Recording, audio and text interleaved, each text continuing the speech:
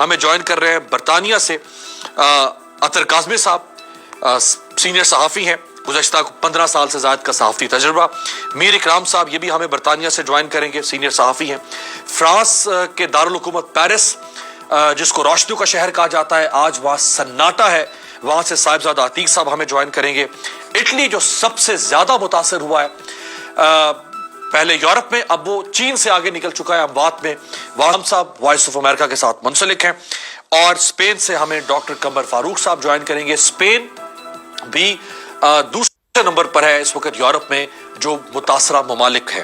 Spain کی صورتحال بھی جان لیتے ہیں، چونکہ اسپین برطانیہ سے زیادہ متاثر ہوا ہے، اس میں دوسرے نمبر پر یورپ میں اسپین ہے، پہلے پہ اٹلی ہے۔ تو ڈاکٹر قمر فاروق صاحب ہمیں سینئر صحافی ہیں جوائن کر رہے ہیں اسپین سے۔ ڈاکٹر صاحب کیا صورتحال ہے اسپین؟ تو دیکھیں نا، ملان کو اور میڈرڈ کو، ملان کو تو fashion capital of the world کہا جاتا ہے، بارسلونا، میڈرڈ، یہ دنیا کے خوبصورت روشن ہنستے بستے شہر ہوا کرتے تھے۔ آج اسپین کی کیا حالات ہے؟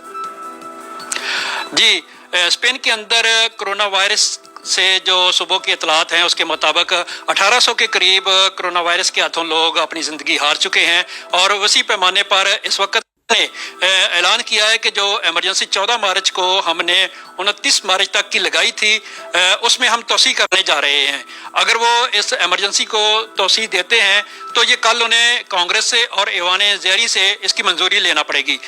منظوری کے بعد اگر یہ ایمرجنسی میں توسیع کی جاتی ہے تو یہ 14 اپریل تک ایمرجنسی رہے گی۔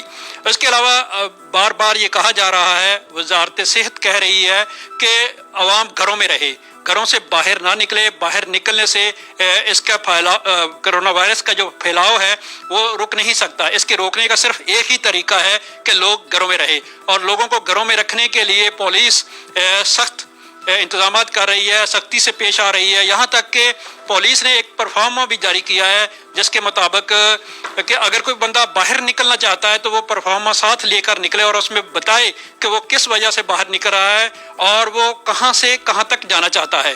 اس کے علاوہ ان کا کہنا ہے کہ ہم ایک مشکل دور سے گزر رہے ہیں، لیکن ہم اس مشکل دور کا بھی سامنا کریں گے اور اس سے بہت جلد نکل آئیں گے۔